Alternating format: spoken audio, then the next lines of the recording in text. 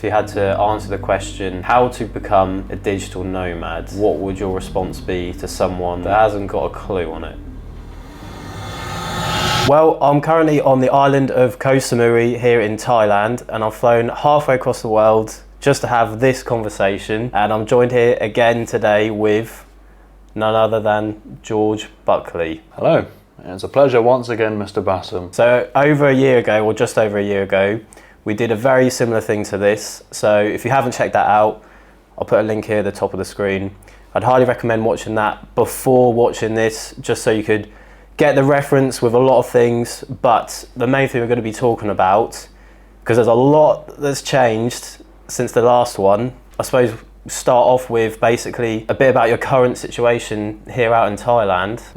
Because obviously a lot of people that have clicked on, you're probably wondering the whole sort of digital nomad space, or how to become a digital nomad, as you rightly so are. It's sort of like a bit of your sort of background situation of what you're doing at the moment out here in Thailand. Well, since last year, you're right, a lot has changed. At that point, I was winging it, going solo travelling. I didn't have much direction in terms of what I wanted to do, even content-wise, career-wise. But by going out there, I realised what I wanted to do long term. So I came back, built myself up with content, improved my skills, found work by creating content for brands, online brands, so I can do it completely remote.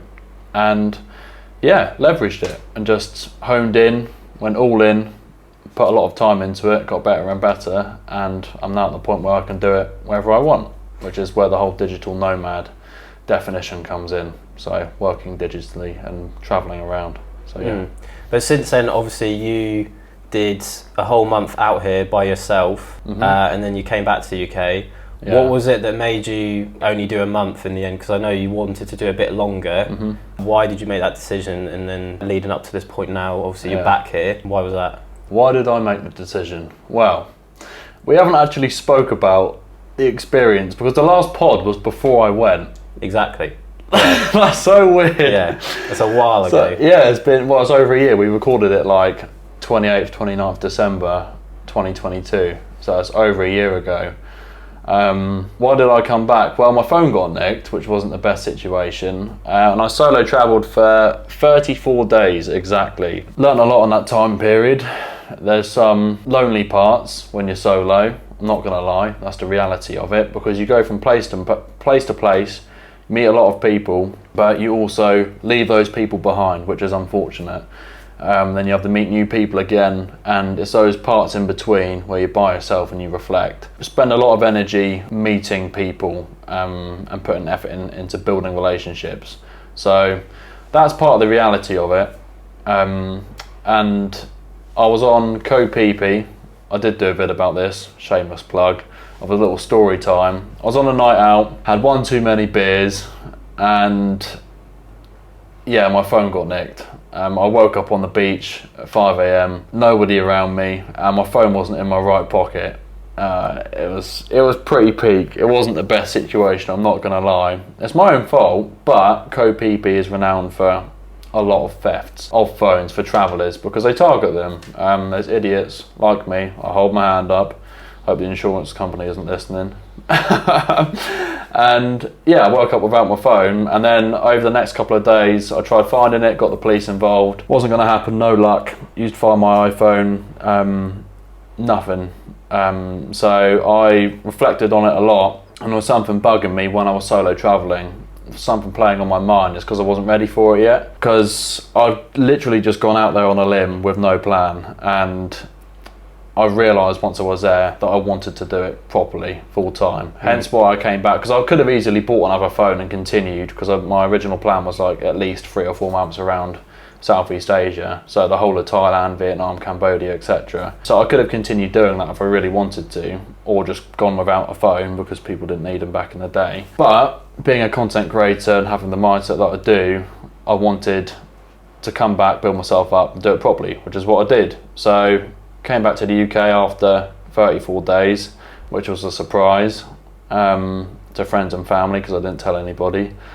And did part-time work, and then built my skills up with content in the meantime, and I'm now here doing it full time. So I suppose in the lead up to coming back out here, is this something that you would advise someone to at least get a good amount of money before coming out here? I know obviously from your experience you can sort of touch on how cheap Thailand is. I know you've mentioned it a lot in your videos on TikTok. Yeah. But what would you say in terms of like just weighing up cost wise? I think that's something that a lot of people would want to know, is that how much you'd need really to do exactly what you're doing now. Obviously money's a massive factor, and there's two questions from what you just said that I'll answer. Number one is what I'd advise to do before coming, and number two is how much it costs to live here. So before coming, if you're looking to do it full time and work remote, you want to be able to work comfortably remote from the UK or wherever your home country is first. See how much you're earning there and get in a comfortable position where you have enough saved up that you can then go out and continue doing the same work. So having that security with work you've either A, already secured, or B, with savings that you can survive long enough. Money wise specifically, like, the more you have saved up the better. At least £4,000 or £5,000. And then income monthly, if you're looking to do it remote, I'd say at least £1,000. You can survive on £500-600 a month. You could do it, but you'd be staying in the same place, you wouldn't be paying any money on transport, and you'd be probably eating street food a lot, because you can get like monthly rentals £200 to £300 for a month in Thailand. Prices have gone up because it's quite trendy at the moment to move to Southeast Asia, specifically Thailand. A lot of people are seeing the opportunity, especially from the UK. There's a lot of digital nomads here. So tourism's gone up, prices have gone up. Not a lot, but it's noticeable from a year's difference. But even with that in mind, £200 to £300 you could get for monthly accommodation. It's not going to be the prettiest of living, but it's doable. Street food, I mean, at the moment, the point of recording this, it will stay roughly the same by the time the video goes out, but the exchange rate is roughly £1 is equal to 40 baht, or like 44 baht specifically. And you can get meals, street food meals, for 50 baht, 60 baht, so £1.50 max if you wanted to. Pad Thai, which is basically like fried noodles with vegetables, chicken or pork or beef, whatever meat you choose, or seafood. A good substantial meal you could get for £1.50, 3 times a day. You could do it for under a tenner on food. And if you're paying £200, let's say £300 accommodation for the month, is that £10 a night? Yeah, £10 a night accommodation, under £10 a day on food, or let's even say £10 a day, that's £600 a month. Like, you can survive. It's technically possible by £10 a day on food, £10 a day on accommodation, but you're not going to be able to do excursions or go out and live it large. Plus alcohol adds up if you do drink. I'm personally not drinking as near as much as I was last time, because just not what I'm into, don't want to do it. Was that part of the reason why last time that you didn't, I suppose, get as much done in terms of work-wise out here? Last time you said you ended up drinking a lot more, going out a lot more. I suppose it was your first time here. Would you say you sort of lived up a bit more compared to whereas now you're sort of like in like a daily routine where you're working a lot more at night? Yeah, I mean, when I came out last time, I didn't have any work secured. Like, I'd just hit 10k followers on TikTok. I'd left a state agency, and that was it. So there wasn't the creativity program, we'll get into that later, but there wasn't the TikTok creativity program. It was just views on earnings on TikTok, the old creator fund, which paid awfully, and I didn't have any like creator work sorted, so there was no real income coming in.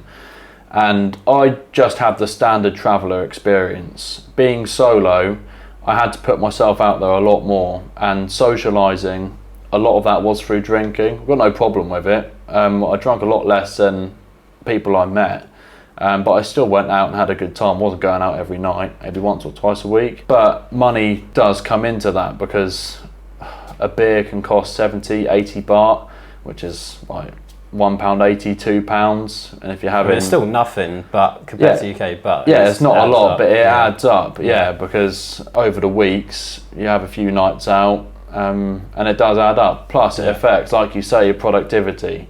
Because I was drinking, if you wake up with a hangover, you don't want to do work, you don't want to go for a run. You can mentally push yourself to do it, but it's a lot harder, you lose time, etc. It's a ball ache.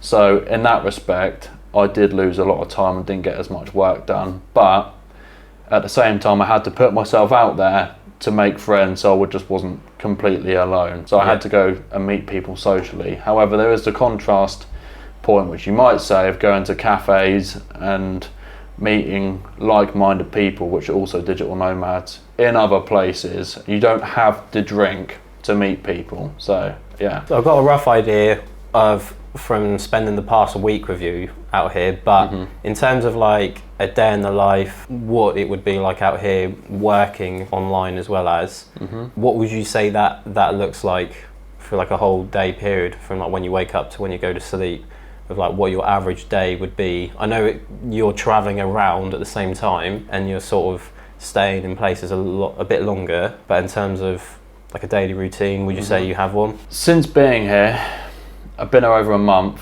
and I've tried to adjust to that the best I can, and get into a routine. Obviously, before I came out, some might know, some probably won't, but I did a challenge called Flight 30.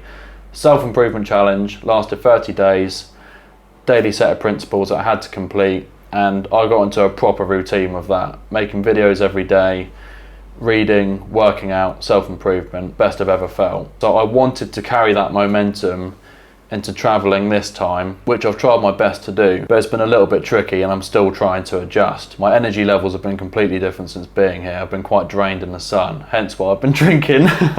We'll do a little flash of the Red Bull at the moment. I've got a pineapple and passion fruit one, and Ben has got this Red Bull that costs 10 baht. He's got the standard Red Bull, but they're really nice. We've got the Thai Red Bulls from 7-Eleven, which is a shop that every traveller will go to when being in Thailand. But in relation to the question, energy levels have been slightly lower, and I'm just adjusting to the Thai climate because I forgot how hot it was. Like, we've had a workout in one of the gyms and it's boiling. There's no aircon. Yeah, they've got fans, but I haven't trained at the intensity that I have beforehand. So a day in the life, you can make it to however you want. You can wake up late, go to bed late, wake up early, go to bed late. So it's hard, and I'm not traveling solo this time. I'm traveling with my girlfriend, which is weird to say, but traveling in a duo, we're managing that dynamic. So in terms of work, cracking on with stuff is easily manageable at the same time as going out and doing activities and stuff like that. Working at cafes, waking up, having breakfast. It depends on the hotel you're staying at as well, because so far we've been staying in places like 5 to 7 nights to try and base up for a little bit longer, get into a bit of a routine in set places rather than switching hotels every 2 nights, because doing that, which is what the standard traveller experience is, because obviously you want to go everywhere and experience it, you can't settle down and focus. So basing up longer at certain places is definitely the way to go if you're looking to come out and do work full time, and looking into longer term rentals for a month, whether it's on Airbnb or using Facebook Marketplace, which is actually really good for Thais, because they all use Facebook. You can message people like straight away, message the seller, negotiate deals and get really cheap places for a month, and by doing that you can get into a good routine. Yeah, getting into a routine is still in the works, but it's different to the UK because of the climate and the way of life here.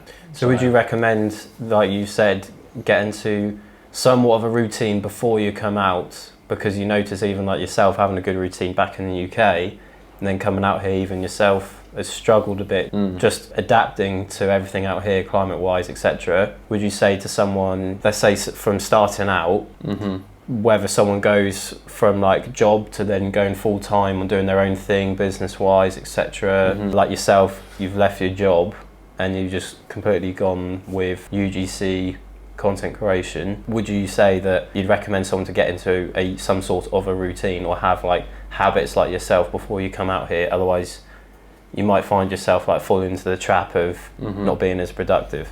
Yeah. I mean, the key word you said there was habit. I mean, 30 days was a challenge in the lead up. So I'd spent that time getting into the habit of improving myself every day, recording and working. But in the lead up to that was 3 years of work on YouTube and short form content. It wasn't just overnight, and that was in the midst of working part-time, working full-time over the jobs I've had, as you'd know as well, because we started YouTube on the same day, and it's not just going to happen overnight. So if you're starting from scratch, you have to start implementing it into your daily life and actually allocate the time and the effort into learning about it. Learning's a key word. You just got to keep looking for knowledge and keep allocating in the time into anything you're doing, whether it is content creation, whether it's day trading, e-commerce, whatever it is within online business. Compounding the effort over time, you will start to get the results. And that's the key part, because some people jump from business to business and they get nowhere. I'm a culprit of it. Like, I've tried drop shipping stores, I've been there with day trading. Like, you just have to allocate a lot of time into what you enjoy, has long-term potential, what you can earn money from, and that's completely remote, which is exactly what I did with content creation. It's not the most efficient way of earning money straight away. It's difficult. Like, it's been 3 years since starting, and it's only the past 6 months where I've earned real money from it. But without putting in the 2.5 years before that, I wouldn't be where I am now, earning money remote. So whatever it is that somebody's doing from the start, you just have to stick with it and keep going. It's not just, I don't want to say some like generic motivational quote like keep on going, but that is literally what you have to do. I mean, invest in education, keep looking to learn, and just really hone in on the skill you want to improve with digital work. And then once you get to the point where you have to be earning a little bit of money before coming out and doing it full time, you can't just be at no income and no experience and then just go out and wing it, because you're going to be hit with a reality check if you don't have any skills and you can't just adapt, especially with no savings as well. You're just going to get straight back to your hometown with nothing achieved. You need a little bit of a base of knowledge, skills, and I guess money before going out. So, I suppose the main benefit of this as well, because of how cheap it is, not just Thailand, but if most other places in Asia, if you went to places like Vietnam, for example, it's even cheaper than here. What you're saying is that by coming out here, the whole point of it is that it's easier to get into the lifestyle just because it is cheaper. But the question I was going to ask, at the same time as like being productive, getting loads of work done, the whole point of being here at the same time is to experience living here. From that point of view, like, it's just weighing up, I suppose, your time with like being able to manage that, and then also being able to do things like go to waterfalls, go to the beaches. Would you say there's anything around like managing time with that, or do you just say like, right, every day I'm just going to do X amount of hours? There's two parts to it. Luckily, my work falls in with what you just said, going out and enjoying myself, because if I go to a waterfall, I can record the whole process, make sure the video's over a minute long for the TikTok creativity program, and it's going to be completely original, so it'll qualify, and I could earn money from it. So by going out and doing and enjoying the activities, I can earn money from it. So I guess that's a positive. However, that's not going to happen all the time, and I actually do have to come back, edit the video, and make sure you get it done. And I'm not going to want to record everything. There's loads of meals and loads of things we've done that haven't been on record. And rightfully so, you can't put your whole life on the internet. I mean, some people do, like Tom Birchie, he does it all the time. He's doing well, but it's not something I'd want to do, because you're just exposing yourself too much, in my opinion. So there's a balance between how much you record and your personal life and going out and enjoying yourself. And that, I guess, I'm still trying to figure out, because it's a completely different situation to last time. One way I am now managing it, at the time of this is going out, I've started another challenge called Project 100, which at this point will be in full swing, where it's literally the exact same as what I did with Flight 30, and people like Callum Carver He did Project Kaizen, Yeah. daily self-improvement, recording every day. And that really does get you into a good routine. And by having that routine, you can kind of plan out what you're going to do with work and leisure time. So if I'm allocating 4 hours a day towards work, which really isn't a lot, plus I enjoy it, there's still, if you're awake for 16 hours, another 12 hours to do what you want. So if you work out, crack on with editing for 2 hours, do some reading, and maybe have half an hour, like in the transition of all of those, all of the daily non-negotiables are sorted, work's done, you've then got a load of time to go out and do whatever. So getting into the routine can definitely be helped if you hold yourself accountable and come up with a little bit of a plan. That's what's helped me.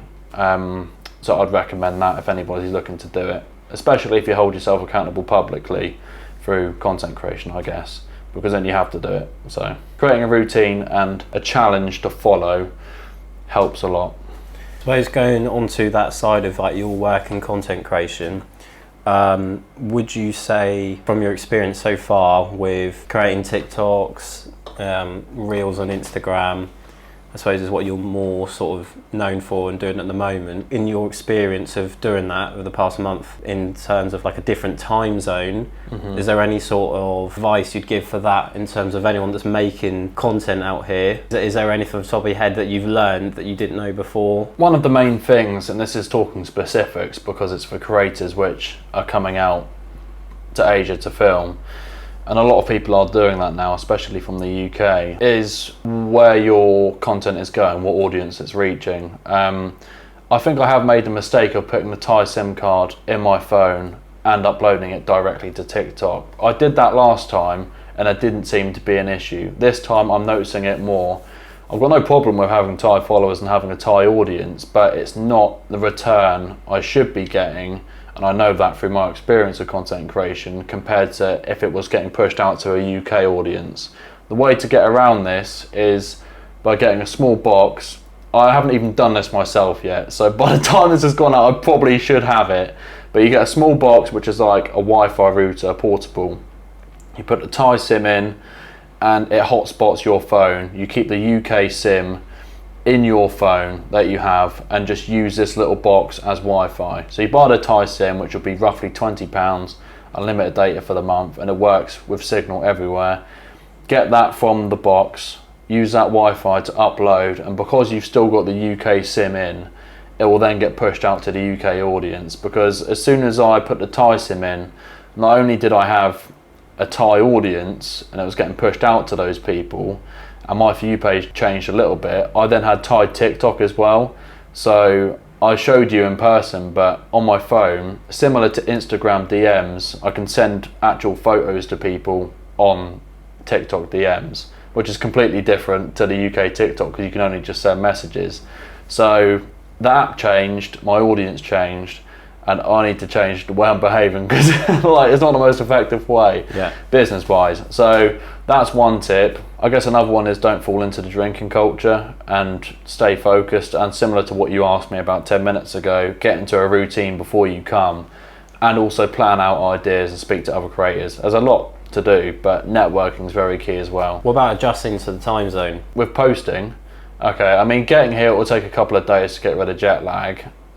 Because the UK is 7 hours behind, but once that's out the way, you still have to bear it in mind, I guess. It gives you technically a bit of a head start with content, because if you wake up at 8, you've then got 7 hours until the UK wakes up at 8. And obviously I'm speaking specifically to UK creators, but you've then got a head start. So you could stay up till 2, upload a video, and if you upload at 2, in Thai time, 2 a.m, that's what, 7 o'clock in the UK, so it's pretty much prime time for uploads.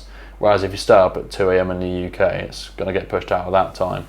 So you can schedule posts on Instagram and Reels. You can't do it on TikTok, which is a feature they need to implement because it's a right pain in the arse. Because like you say, I don't want to stay up until 2 a.m. every day. It can upload a bit earlier, but people go about it different ways. So there's that with the time zone.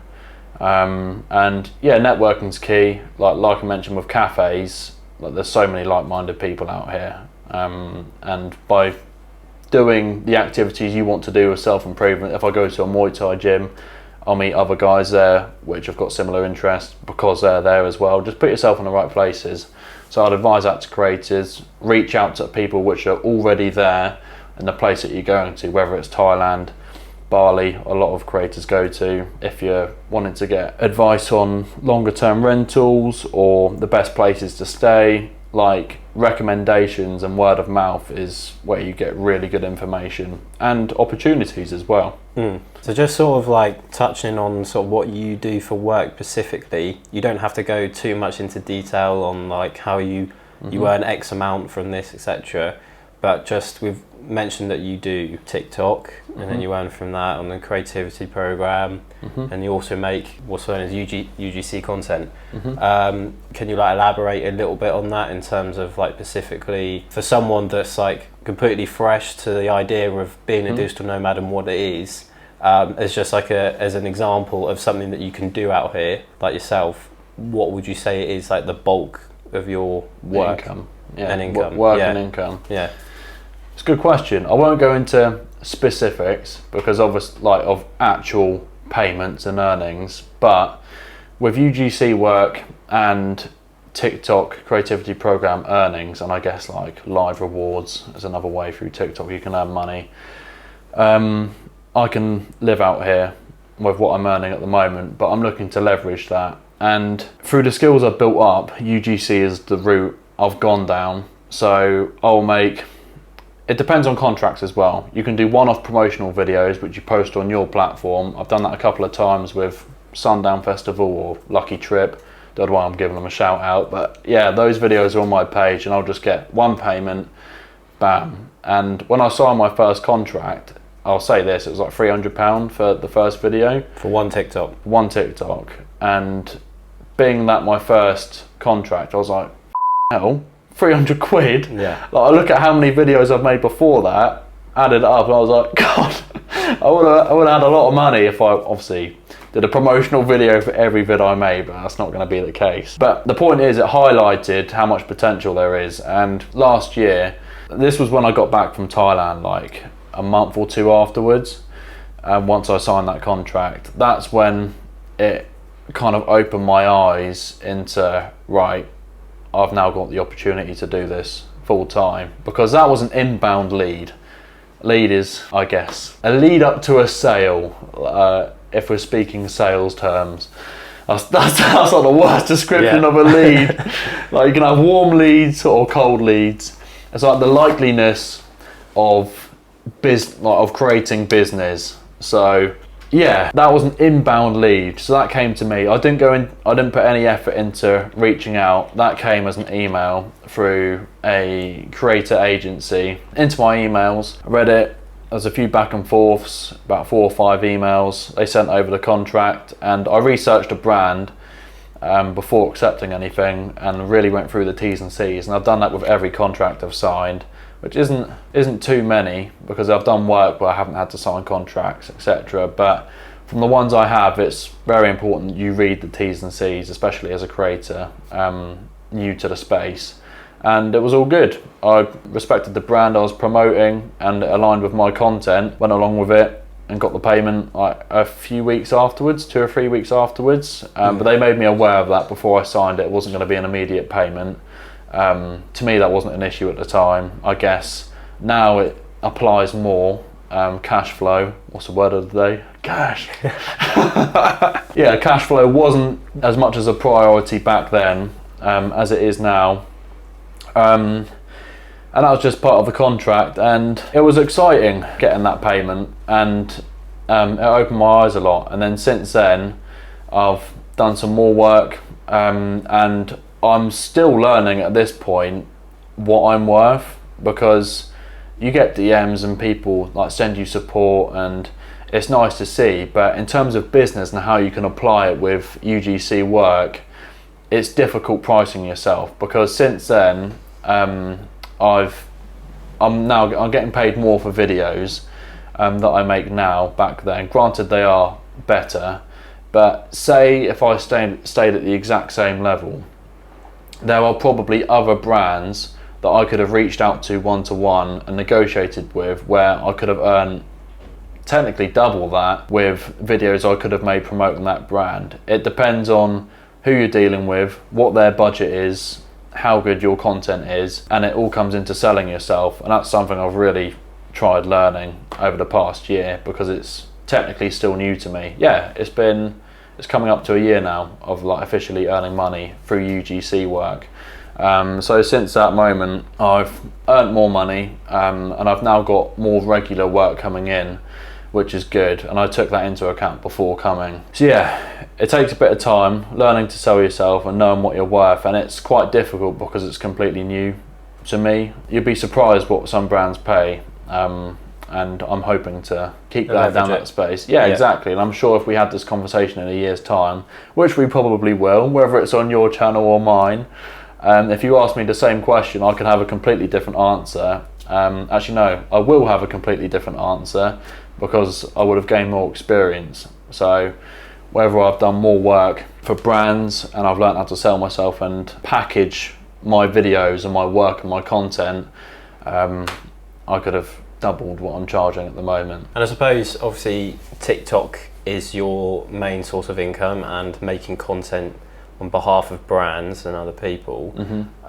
Would you say on that subject then of income, you'd recommend having multiple streams rather than relying on just the one? If you were to speak to someone to say like they're coming out here trying exactly what you're doing, would you advise not relying on just the one income, depending on what it is, just for the safety of not having to rely on one? There's no harm in having multiple sources of income, but it's situation based, because you can have multiple sources of income, but how much more money could you earn if you put all of your focus into one of them? That's one of the things that Alex Hormozy says, because he went all in on Gym Launch when he started it 10-20 years ago, and doubled down on it and 10x his income by putting all of his time into that one thing. In regards to my sources of income at the moment, so yeah, I didn't fully answer your previous question. I mentioned the UGC work, which is my main source of income at the moment. However, there's a lot of potential to earn with the new creativity program on TikTok, as I'm sure the majority of these viewers would understand, considering your series and what you speak about. People say the average is $1 per 1,000 views. It's not really that. It's slightly lower. You can earn £1.50, £1.60 per 1,000 views, but I'd say the average is around 80p. Maybe a bit lower, 50p. Like, there's some vids I'll have 40p per 1,000 views, or some vids I'll have 60p per 1,000 views.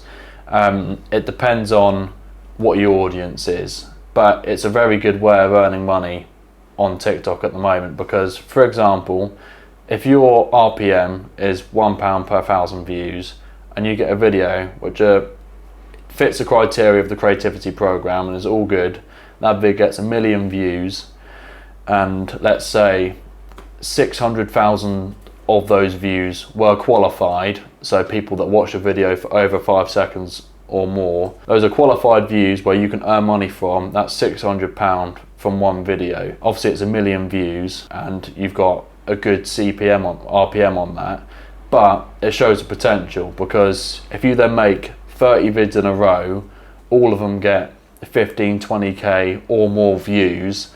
Like, there's a lot of work that goes into getting that amount, but it shows the potential. You can earn just off the TikTok creativity program without any UGC work, without any other kind of income. That's literally, I think that is the main source of income for Tom Birchie, because he uploads 20 to 30 vids a day and smashes them out. And if you look at his account, every vid is over 1 minute long, purely because of that reason. And it's all original content, so they all qualify. So there's a lot of potential earning money through TikTok.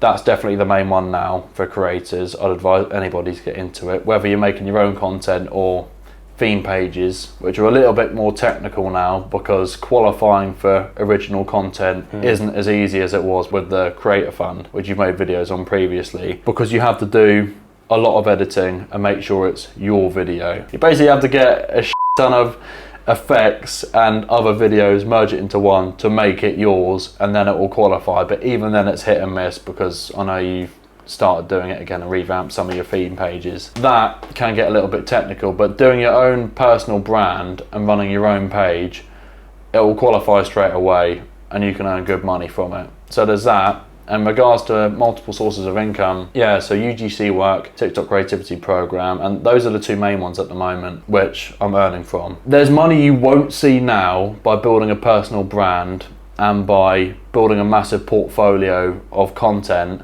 that will be so valuable later on because it's credibility, and there's silent viewers. I know you're aware of silent viewers. There's people watching this now that won't like, won't comment, but they'll watch the whole thing and they'll watch all of your other videos as well, and they'll secretly rate it, and they'll never message you and you'll never know who they are, but they're a silent viewer, and they could be somebody that buys a digital product that you release in the future. I can't not smile when I say that. I can't not smile when I say that. There could be somebody that interacts with something that you release and is so invested in your personal brand because of what you've done in the lead up to that moment. For example, another way you could earn money on TikTok is through the TikTok series, and it's basically you create a video, like a mini digital product. You can make it as long as you want, I think. Let's say you make 5 videos. You're teaching somebody how to day trade. You've got 5 videos, all 40 minutes long, on how to do it.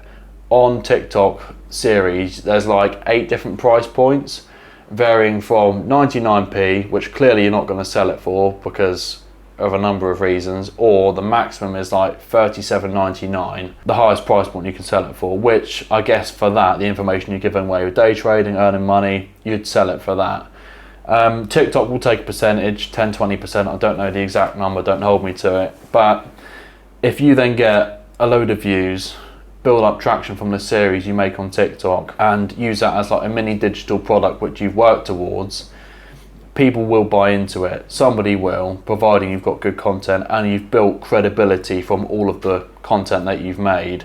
You can then have that as another source of income because you've built up this online persona and you've built up credibility through the content you've made. People will buy from you. It's like I've done it with online creators before. I've watched a lot of their content. They've released a digital product and I've bought into it, £500. And I've enjoyed what I've bought because I've seen the credibility of the content they've made.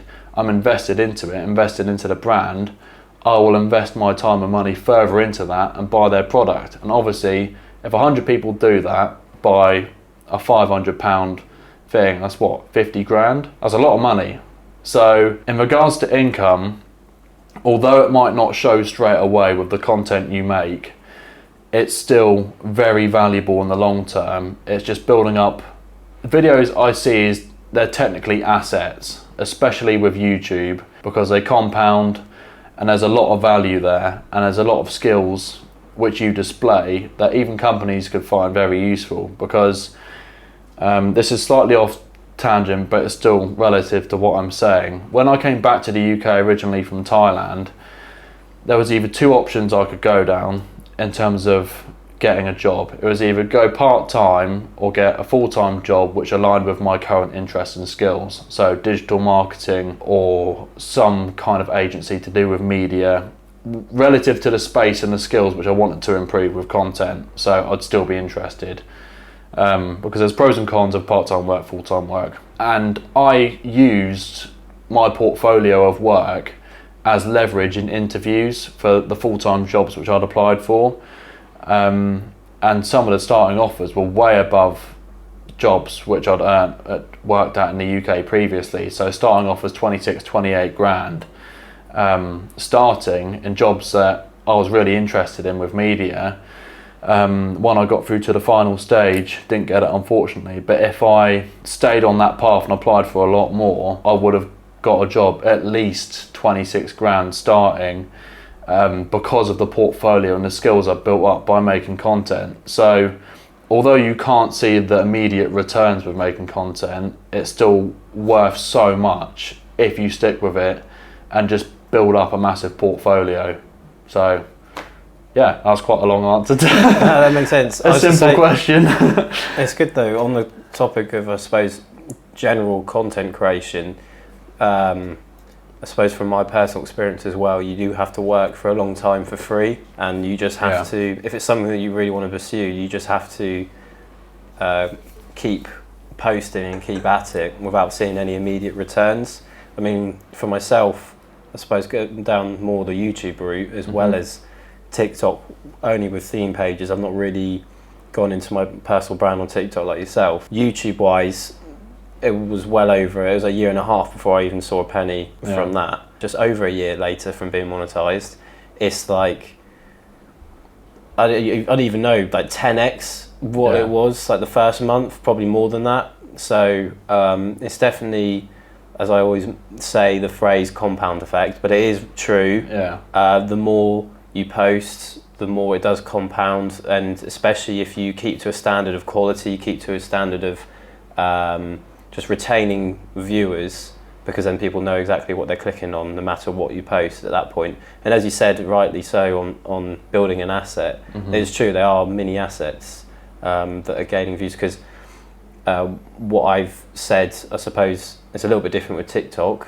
but it applies to it. There's an element of it being passive, and that the more you post, it stacks up with views. If I go on my past 48 hours, I've not posted in, let's say, just under 2 weeks, the time of recording, but I'll still be getting views from videos well over a year ago, and that's sort of what we're getting at in terms of you're building your assets of like each individual video, especially for YouTube, but obviously for TikTok as well. The question I was going to ask, I suppose, on content creation, obviously it's leveraged a lot for yourself being out here, because that is what, like, the content you make. What would you say in terms of how can someone be sort of like successful really with content creation on TikTok? Would you say that's more down to your editing or the actual content itself, or would you say it's like a mix? Would you say there's any sort of strategy behind what you do? I know a lot of it is like a learning curve from the start. You start out and then you don't really know what you're doing, I suppose. But from your experience of the past 3+ years, what would you say, or what could you say to someone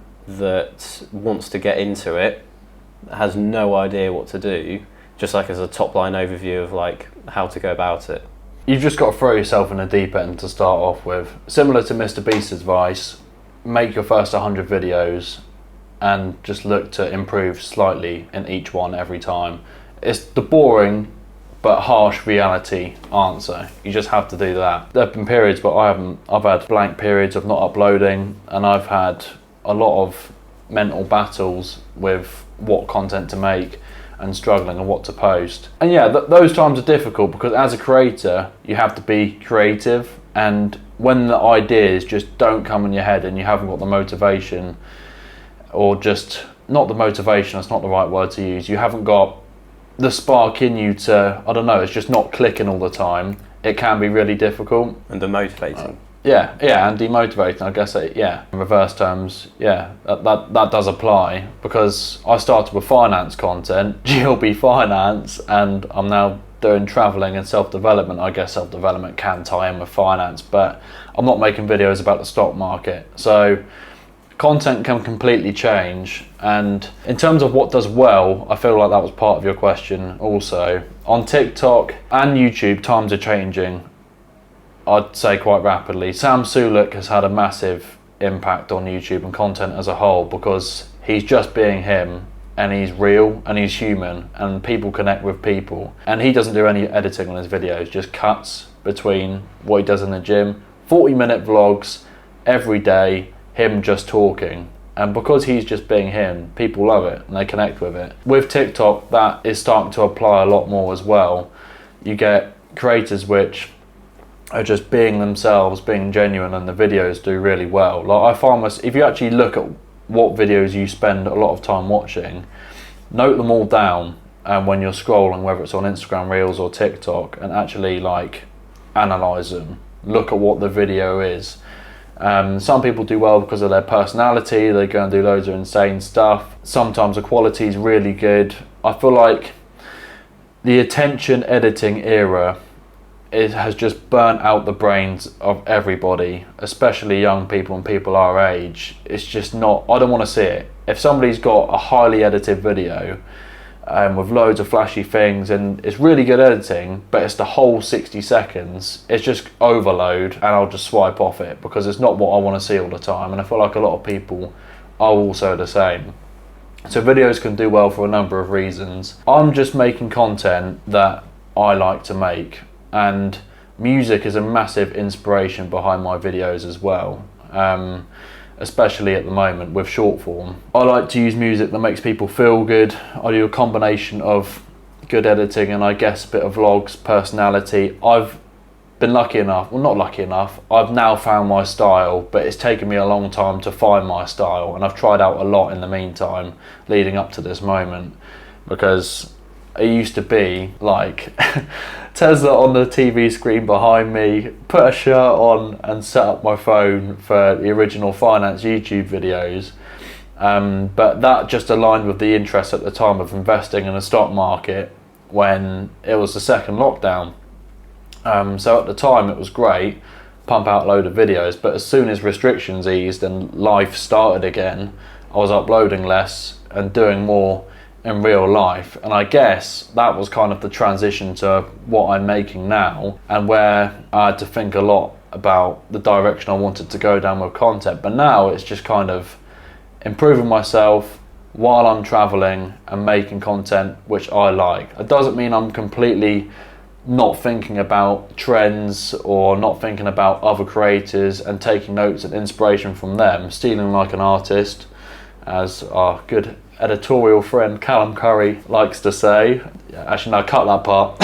Don't shout him out. So I still take inspiration from other creators and what I see in the social space, but as a whole, it's just my style of content. And some people within the creator space have like credited, I guess, or pointed that out to me. They said it's a really unique style of video you make, and I like it, and that's kind of the route I've gone down. And by having my own style, just me being me, and now I've got comfortable on camera and I've portrayed that a lot more in my videos, I guess the returns have shown. It's correlated with how many views I'm getting and how well I'm doing. Like my Insta has grown ridiculous since I've been here, which I'm really surprised about, but I feel like the algorithm on Instagram has started to pick up my style of content and it knows who to push it to.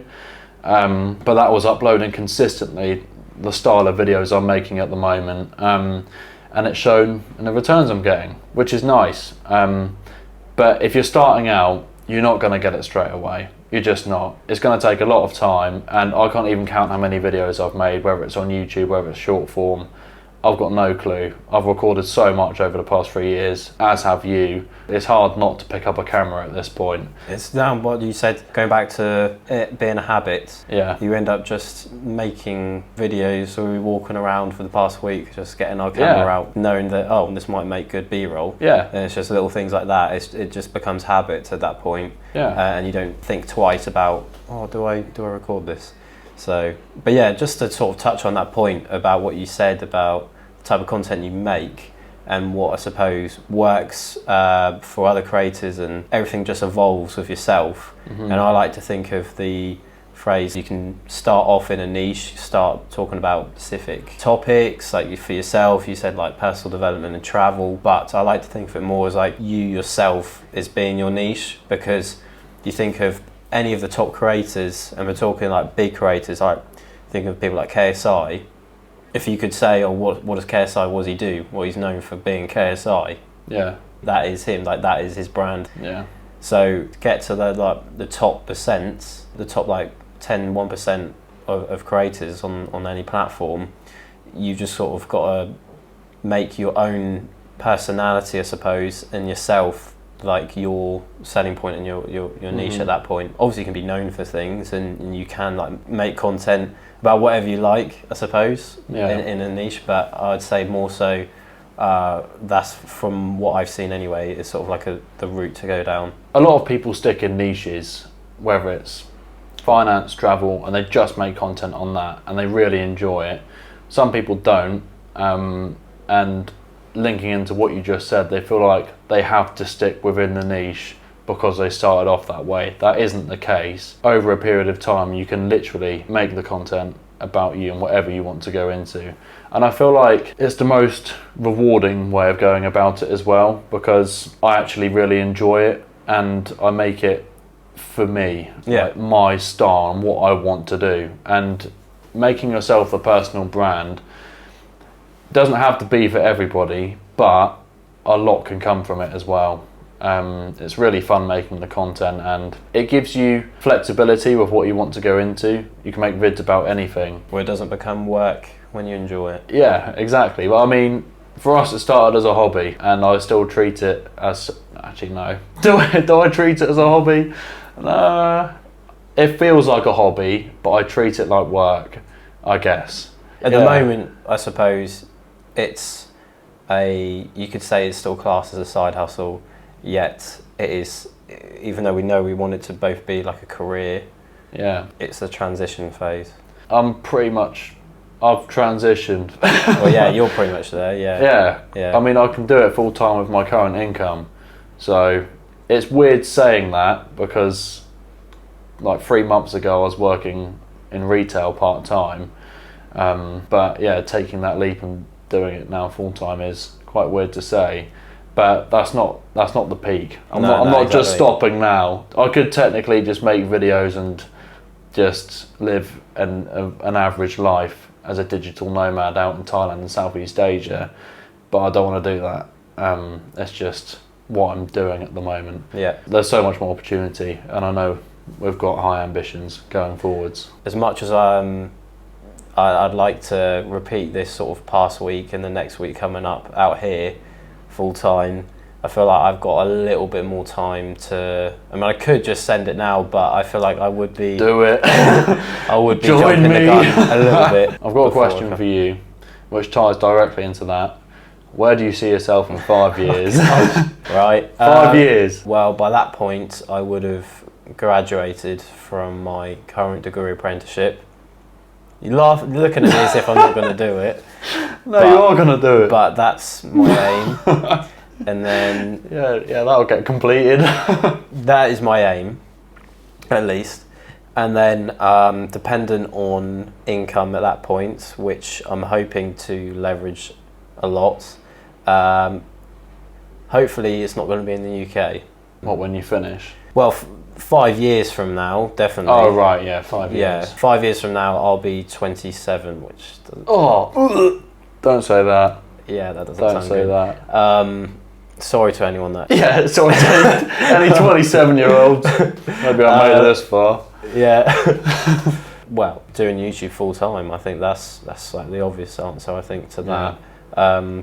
But I say YouTube full time, I don't want to be known as like the YouTuber. That's just the platform that I use to make content, and there's a platform I've focused on more so because that's where I've seen the biggest return so far, not just like monetary wise, but just in terms of building an engaged audience. Mm-hmm. So yeah, thank you everyone watching. Thanks everyone. Yeah. Drop a like while you're there. Well, not only that, like the benefits of YouTube, we haven't touched on this yet. As much as it can benefit you career-wise, it benefits you so much as a person as well. Like on how you grow, the confidence you gain, and the skills you develop, because it's not just editing and recording. You've got to know how to market yourself, build a personal brand. Yeah, there's a lot of skills involved, and there's a lot of high income skills specifically that you can use to leverage, whether it be that you do YouTube on the side or TikTok on the side of your job, and then use that skills, as you mentioned earlier, for when you're reaching out for work. Yeah, you can use those skills to then benefit that. I mean, mine sort of goes hand in hand with the course I'm doing because I work in affiliate marketing. So with that, learning about CPC, CPA, like cost per click, for example, that's something that you have an idea what it is, but it's just like little things like that, learning about like industry standard, what's good, what's bad, across certain businesses, etc. I've been able to use that to sort of help my own channel. It gives me a bit more of indication on that.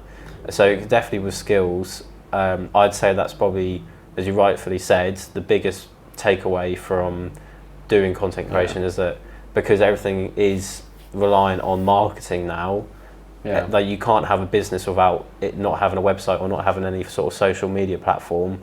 That having a skill like editing, that in itself is just like a really creditable skill to have under your belt. I'd say one of the main points is that you are your biggest asset. Like, what we've gained in skills and experience can't be gained by anybody else, and you have to do it the hard way in order to gain it, and that's not going to go. So everything I've learned through, especially recently with brand work, is all stored up here, and I'm not going to forget it, and I can use it to benefit me going forwards. Yeah. And we've both built up 3 years of knowledge, and we're just going to build up more. The only way around that is buying education or investing into your education. Yeah, no, that's and true. that's where buying digital products that teach you how to edit. That's not a plug, but no, it's true. Well, it technically is a plug, but put it this way: from the point at which we started, if somebody came to me and said, "There's this way you can learn online, which is going to teach you or give you 3 to 5 years worth of knowledge for this amount of money, and you're going to know this, and this," it's going to save you so much time and effort. And although it may cost, for example, 150, 200 pounds, it could cost that much, but the amount it saves you in time going forwards, you're buying thousands of pounds worth of knowledge and skills. If I could have the mindset I do now and the experience I have now back then, the progress I'm going to make in the next 3 years is going to be monumentally way above the progress I've just made in the previous 3 years, because it's going to be like this. Compound effect. Yeah, it's going to compound. Yeah. And the first 3 years is technically the slowest. It's going up like this. But the next 3 years is going to be a lot faster because I've built up that foundation. And if you can jump cut from here to there and learn it in 2 to 3 months, you've just saved yourself a shit ton of time, and you're going to make a lot more progress going forwards by learning all of that a lot sooner. So I wish I knew all of this a lot sooner. I wish I knew how to edit this well when I started, how to hold a camera, how to speak to a camera, but I didn't, and it took 3 years to get there. So if somebody came to me and said, "Here's exactly how you can do all of this," I would take it. No brainer. And that's why I invested in online education, and it's another great way that you can learn a lot faster. So. I suppose the next thing we're yet to try out is testing the reach that we have in terms of, I don't want to say like how much or what you could sell to it, but it's just testing out how you could monetize it further, because a lot of people obviously create content to then monetize it in certain ways by selling something, whether it be physical or digital. So that's like the next step for both of us, because a lot of the top creators won't necessarily rely just on the platform to pay them, whether it be YouTube AdSense, creativity program, etc. So when you're going back to your question of the next 5 years, or even sooner than that, that's sort of like the phase that we're sort of in the moment of experimenting with. And that is where it comes into you saying it could exponentially. Because we just have no idea. Like we play around with numbers, but and sort of gas ourselves up with that, I suppose. But we don't want to think too much into that and get too carried away. But at the same time, it's just an eye opener of what's possible. Yeah, it's a route to go down, leveraging your platform, and as much as you can earn a good income from it, the main drive behind it is helping people, because I get so much satisfaction when there's a comment on a video or somebody DMs me and said, "Oh, you've inspired me to start this," or "I'm really enjoying your content, how do you do this?" And they come to you for advice, and in the most humble way possible. You'll have it as well with DMs. You can't answer everything. As much as I'd love to send 5 minutes worth of voice notes answering each individual problem and teaching people how to do what I do, I haven't got the time for that. And once you get to this kind of stage, you can't waste your time in that way. It's not wasting it, to that person it's invaluable, but the most effective way of packaging that would be to create something which you could sell to people, which they will find immense value from, which is the key part. Creating something which is so valuable that people would pay 10 times the price for, but you're selling it for 10 times cheaper. Which I guess is the next step we're doing, and really putting as much energy and effort and time as we can into digital products which we can then help so many more aspiring creators with, or whatever we decide to sell, whether it's travel guide, whether it's how to edit a video, whatever it is, how to become a digital nomad. I guess that's something I've got in mind, exactly my step to step, and for you, how to edit YouTube videos is going to help a lot of people. Obviously, yeah, aligned to what your audience is basically the gist of that. Exactly.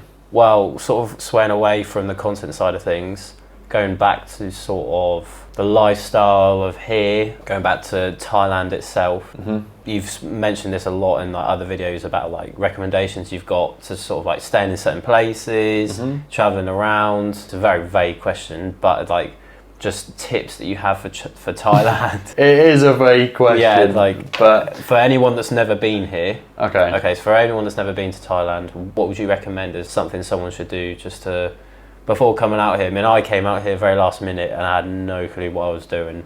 So if you were speaking to me like last week. Yeah. Well, it depends, because if I was speaking to you, you're going to be meeting me, and it'd be a bit different because I can just walk around with you. And if we're talking about someone going solo. Okay, solo is different. If you're going solo, number one, you've got to have a pair of balls on you to do it in the first place. So keeping an open mind and not planning too much, because being flexible and being spontaneous is a massive part of solo traveling, because you're going to meet people that might already have pre-plans, or you go with an idea that they've got.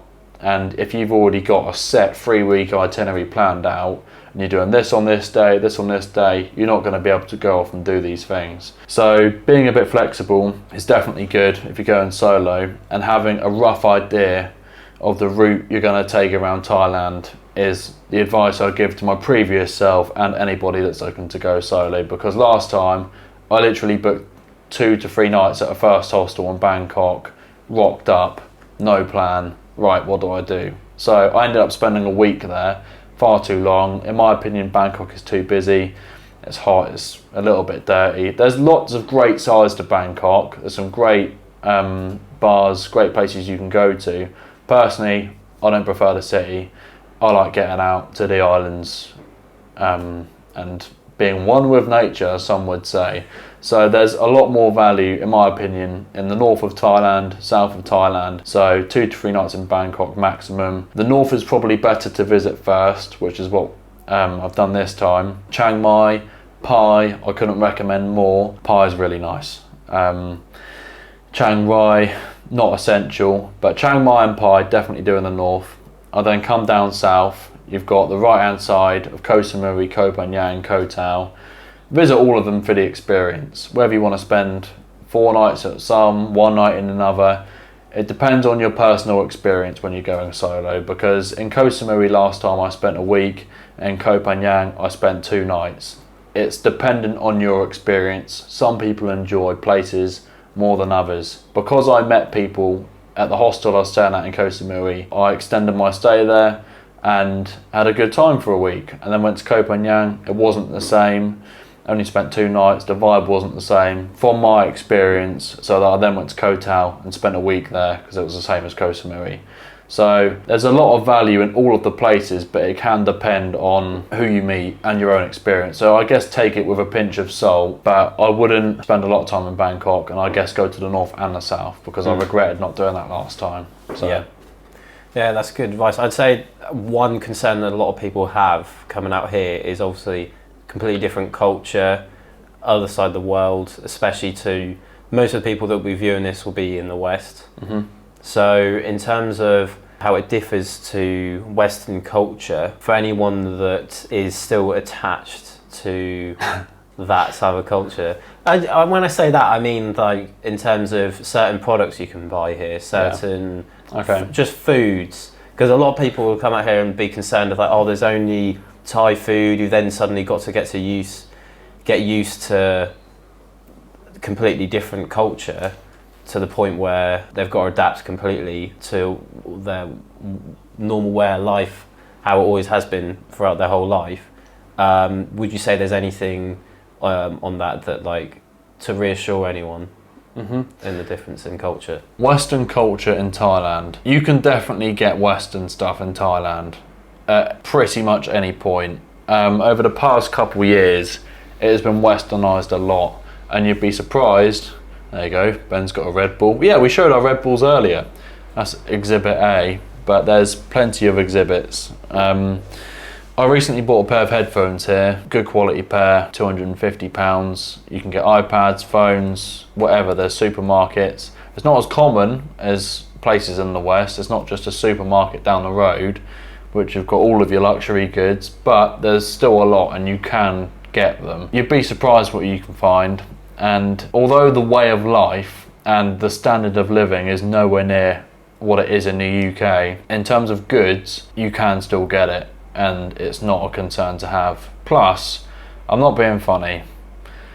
It's a good question, but what are you coming out here for? Because I guess if you're looking for a digital nomad life and you still want to have your luxuries that you do at home, you can have some, but you're not going to have all of them. But don't come here and moan about it, because you can't just teleport the UK all around the world and start enjoying the sun. It's not like that. You're still going to have to live and embrace Thailand and Asia and the culture here.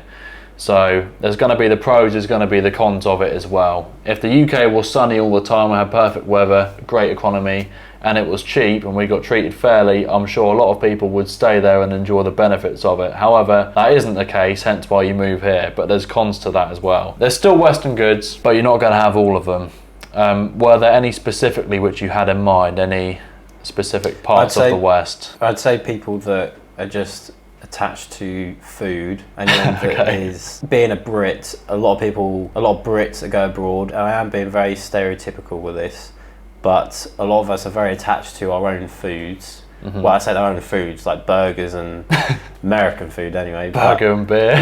Yeah. Welcome to Thailand. And it's basically along the lines of anyone that's attached to that, can they still get that out here? Can you get Western food in Thailand? Yes. You can get it in a lot of places, pretty much everywhere. That's, I guess, a benefit and a con of Thailand being Westernized, because you can enjoy the food that you have in the West, like burgers. There's even fish and chips here now, which I'm amazed to see. But it's also a con because they up the prices and it's not true Thailand. It removes part of what it really is. There's still a lot of street food you can have, and there's still a lot of Thai culture here, and I'm sure at a certain point they'll limit how much tourism really is going to affect the country. But at the moment I've seen a difference, the contrast of start of last year to this year, even new shops opening up. It's more catered to the West, because tourism is a massive contributor to the economy. Social media will play a massive part in that. There's people like me, and I guess you're now making a video on it as well, hundreds of other creators which are either here or making content about travelling Southeast Asia that are promoting it. So more people are coming here, benefiting the locals, because we're not only staying in the Western places, you're also embracing the actual culture and benefiting the locals as well. So paying for a street meal here might seem like nothing to us, but for the people that are owning that stall, if you just pay them double, say if you pay 50 baht for a meal, which is £1.20, and you just give them 60, 70, that's a big increase for them, and they really notice every tip you give, because the standard of living is so much lower. There's definitely pros to people coming over, but it has affected Thailand massively. Food is a part of it as well. You can definitely get your Western foods, but I'd recommend having the Thai food as well, because not only is it actually enjoying Thailand and the country you've been to, it benefits the people that live here as well. Yeah, unfortunately it is getting more Westernized. I mean, you can still get the goods which you need, not just food, I guess, with healthcare products as well, which is a good positive, and there's other items you can buy to benefit yourself health-wise and when you're travelling around, which is a good pro, but there's cons to it, unfortunately. So just to contrast that question then, for anyone that's looking for a very non-westernised place to go in Thailand. Is there any recommendations off the top of your head before it gets westernised? I haven't been to everywhere in Thailand. I've done Bangkok, Chiang Mai, Pai, and the islands in the south. And in every one of those places, you see hints of the West. I guess Bangkok is more built up than the more rural parts and the islands. You can still see a lot of the culture in Thailand, but the West has definitely put its stand in a lot of the places in Thailand. Like, definitely in the south. I know Phuket is very touristy. There's a lot of Russians that go there. There's Brits everywhere you go in Thailand. But Phuket is very touristy because the Brits, they love the beaches, they love the south, the sun, the islands. Therefore, it is implemented a lot more into the south. So I guess there's more culture up north. There's still hints of the West, but there's a lot more culture up north. Pai, I thought, was great because it feels a lot more homely. It's more local. So you can get all of the benefits of it being cheap, good quality places to eat and go and where you're staying, but it's not too busy, it's not too touristy, and it's not like chaos, because some of the roads here in Koh Samui are crazy with how many cars and bikes are on the road. It's really busy, but in Pai there's none of that, and you can embrace a lot more of the culture there. So the north, which is why I recommended it earlier, you can feel a lot more of Thailand there, which is nice. The south, I feel like, has been affected the most with how many Western products and Western shops there are. Went out for a meal, and the guy that was working there, one of the waiters, spoke I'm not even joking, it wasn't fluent English, but perfect English. They had an accent. Yeah. He'd mastered the accent. He's like, hello mate, or like, good afternoon, would you like to come in? I was like, what the like, what? And some of the other restaurants have done the same thing, and they've really learned good English to cater to Westerners like us. So the heart of Koh Samui in Chaweng, I guess, is a lot more touristy, and that's happened with Phuket, and I know Bali as well. It's not Thailand, but Bali's very westernised. I haven't been there myself, might have by the time this has been released, but from the people I've spoke to that have been there, the West has influenced it massively, which is a shame. However, there's still opportunities at the moment, while there still are, to go and experience the culture. And Vietnam is said to be the old Thailand, or old Thailand, in terms of the prices and the culture, the main thing we're speaking about. The standard of living won't be as good because it hasn't had that massive wave of tourism, and I'm sure there's a lot of other economic reasons that come into play as well. But in terms of culture, Vietnam is like the old Thailand, so it's definitely a place I'd like to visit as well. But out of all the countries in Southeast Asia, Thailand's been affected the most. Yeah, I suppose from my personal experience of the past week, I mean, riding a moped on the roads around the islands is quite unique compared to the roads in the UK. Yeah. Little things like that, going to restaurants on the beach. Certainly I've seen both sides of it, like the western side with the supermarkets they have here being 7-Eleven, which is like a go-to supermarket for anyone out here. I suppose I've seen that side of it as well as like visiting night markets. So there's definitely an element of both still, but yeah, I get your point on certain places that are westernised. That's a good point. I guess I was just explaining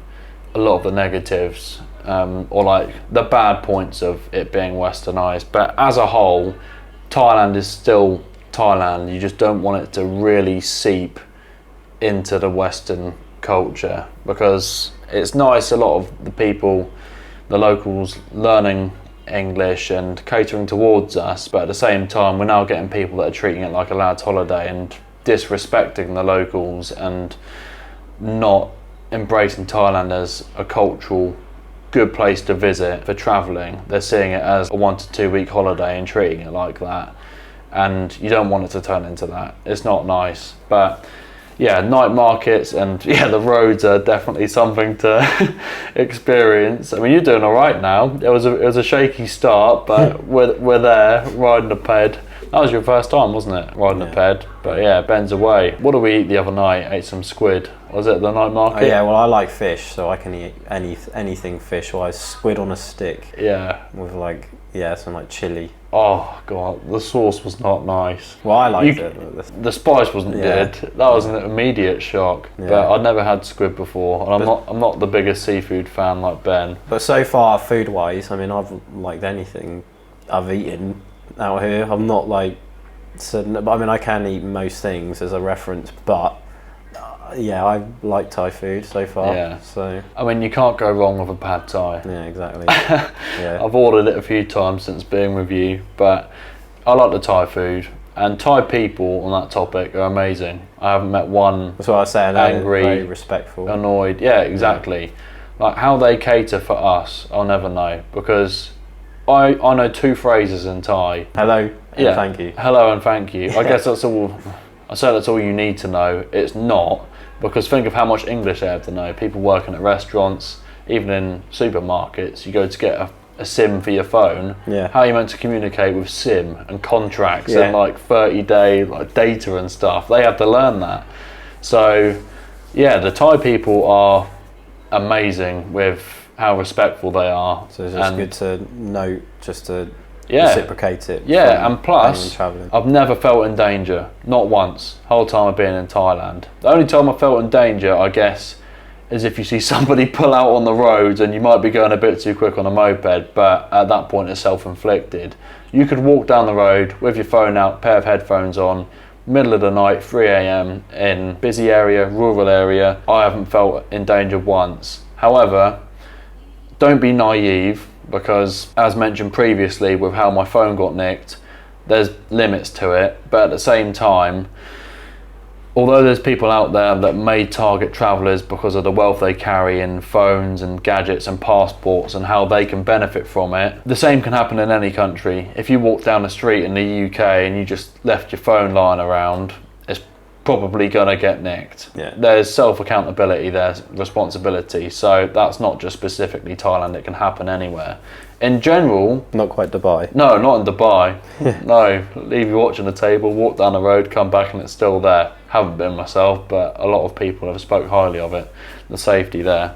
But compared to the UK, like, even in my local area, it's not a rough place, but still, you've got your wits about you if you're walking around when it gets dark. Even at like 5, 6 o'clock when it gets dark now in the UK, walking around on the roads, you see two people with the hoods up. It's like, right, let's cross and hope everything goes well. Even being like myself or yourself, like you can still defend yourself a bit, but if you're a woman walking down the roads at night and it's dark in the UK, the amount of danger compared to here is ridiculous. But it's really good safety-wise, and Thai people as a whole are amazing.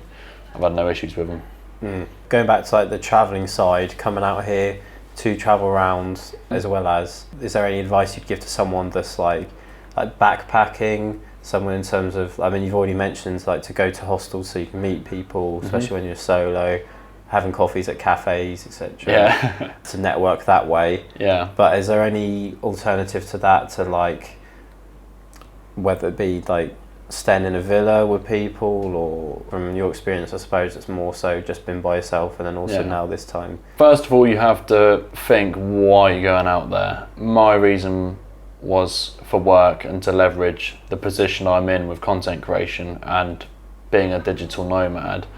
So I'm staying longer in certain places so I can get into the routine and I can crack on, and I'm not going out on the piss, and I'm not like just going on a jolly every day, going to all these attractions, because I have to allocate time to work.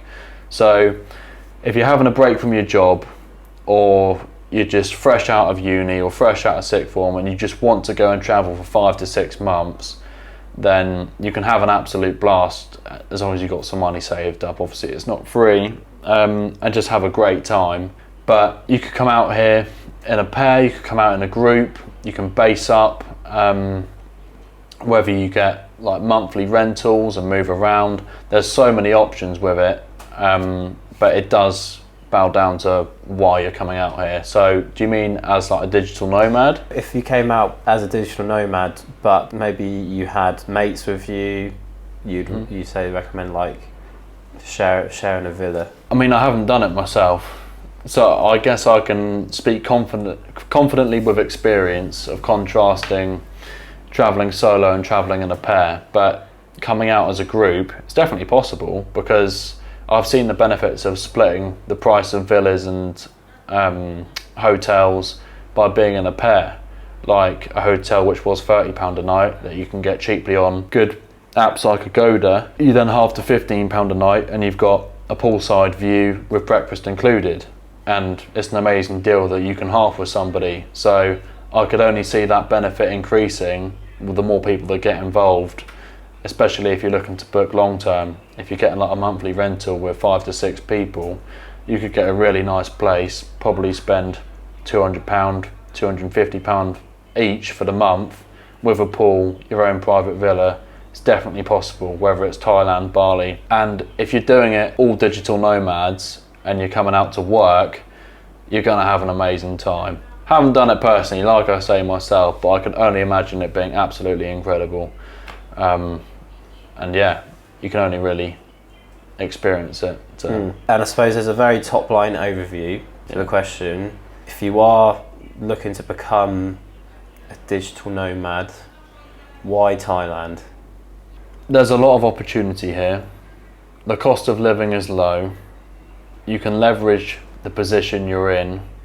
The weather's great, the people are great, and you can have an amazing time for a fraction of the price which you pay in the UK and still get all of the work done. However, Thailand isn't the only option, and it's not all I'm sticking to. So being a digital nomad, I guess by definition a nomad is somebody that travels around. So I've got plans to go to Bali, and I'd like to go to other places in Southeast Asia as well. Thailand is a great option to start, and because of how much content there is on social media, you can get familiar with it, and a lot of people are comfortable starting here, and then they'll go to places like Vietnam, Cambodia, or you can go straight to Bali, because there's a lot of content on that as well. But Thailand is great. I guess it's my second time here, but it's not what I'm pinned down to. I'm very open-minded with where I want to go. I'm comfortable here, I'm used to the way of life, but it's given a very good impression of what the rest of Southeast Asia will be like, with the standard of living and the people, I guess. It will differ with Vietnam, Cambodia and other places, but Thailand is a great starting point, which I'd recommend. Yeah. So to basically summarise, if you had to answer the question, how to become a digital nomad, what would your response be to someone that hasn't got a clue on it?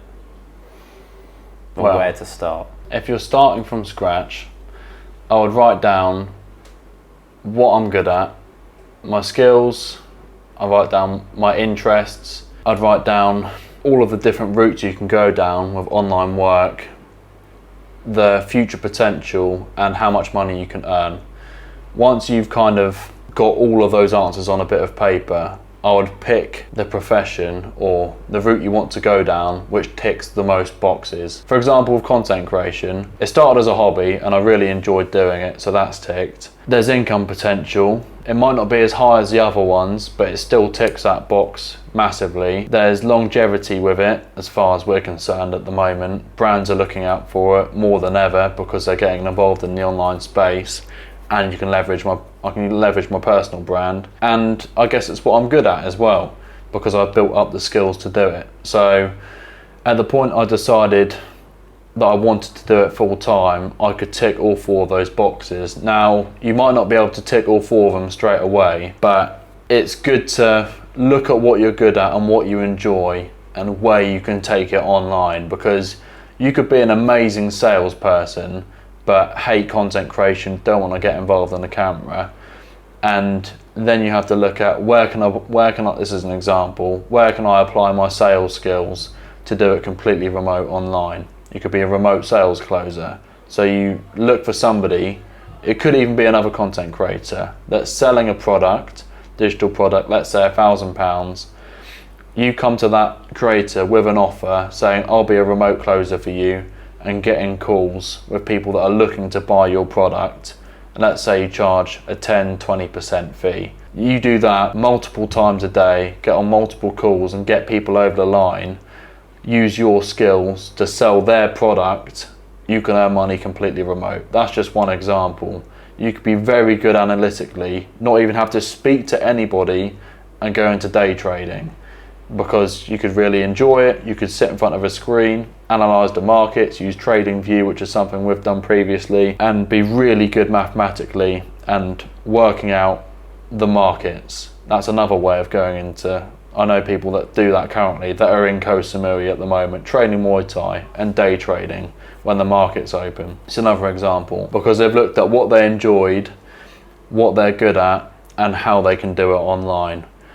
If you really have no idea, I guess that's the best advice I could give from scratch, because you have to be good at something. If you're not good at anything, I'm not going to lie, you're pretty I suppose the other side of it is like doing it in a job. Yeah, but I guess you still have to be good at something to do a job, and there are specific jobs you can do and work for companies that offer completely remote work. You can go on job websites and put in remote work, and I'm pretty sure there is a website called Remote Work.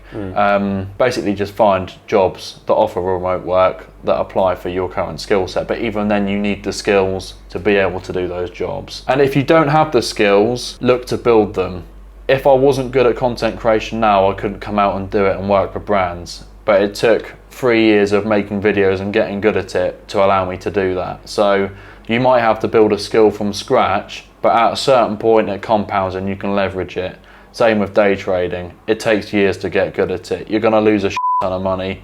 Not financial advice. Use a practice account to start. But once you get good, the compounding effect will be massive, and you can do it anywhere because you're literally just tapping buttons and looking at graphs. So there's a lot of ways you can go into it. Look at your skills, what you're interested in, and how you can apply it online, and that's my best advice. Just sort of as we finish off, would you say there's been any sort of negatives to moving out here? I suppose you've been here for a month now. Is there anything you like really miss about the UK that you can make people aware of if they move out here? Not specifically just Thailand, but Asia in general. Obviously friends and family comes first. Miss you, mum. Probably watching. Don't know if you've watched an hour and a half, but friends and family's an obvious one. Home comforts, like when I was in the routine in the UK, I'd wake up and have porridge every day, and I was fortunate enough to get into a routine living at home, paying my way with rent. That's not the same. When you're moving from place to place, you can't have that routine and specific home comforts like porridge and just going to the cupboard and getting food. We're not going to pan around in the room we're filming in at the moment, but there's no cupboards of food. There's some fridge with drinks in it, but that's it. So the ease of access to food is something you now have to consciously think about. We have to go out for breakfast or go out and buy stuff and bring it back. Because most of the time you will be self-catering. Exactly. Yeah. You're going to be self-catering in the majority of places you stay in. Even if you get like a villa rental for a month or you're traveling around, you're going to be eating out a lot of the time, whether it's buying food from 7-Eleven, as Ben mentioned earlier, or going out and eating at restaurants or street food. You're going to have to actively go out and look for food. It's not just going to be on a plate, if you pardon the pun. So that's definitely something to be aware of, and it does take up a bit of time in the day as well. So I mentioned the routine earlier. I have to factor that in. We've recently bought like a bigger bag of cereal and a big carton of milk and Tupperware little bowl, just so we don't have to go out and save money on cereal in the morning. Just wake up, get the bowl, put some cereal in. That was a home comfort that I had in the UK, so it's nice to reignite that a little bit since being here. So yeah, you have to put in more effort for food, which is definitely a big thing, which I make people aware of. Other than that, I guess the standard of living does play a part sometimes, because you see the poverty side of Thailand and Southeast Asia in certain places, like how people live.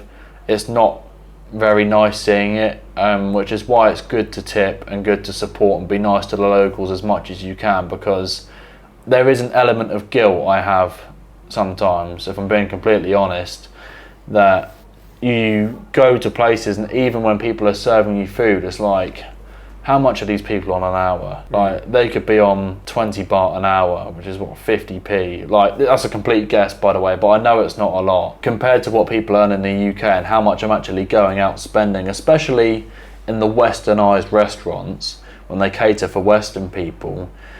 They're working there for a fraction of the wage, and they're serving me food knowing that I'm earning more money, and everybody eating there is earning a lot more money. So there's an element of guilt, but at the same time you're contributing to the economy and you're providing them work, and you can tip them more money. So I'd advise people to tip, be friendly and generous to the locals, because it feels like you're living in like GTA sometimes. It's a good way of comparing it, because you can get on a bike, you can stay in nice places, eat cheap food and live the high life, but that's not the same for the locals. They're still getting by, just their day-to-day life, and working a lot. Thai people work a lot.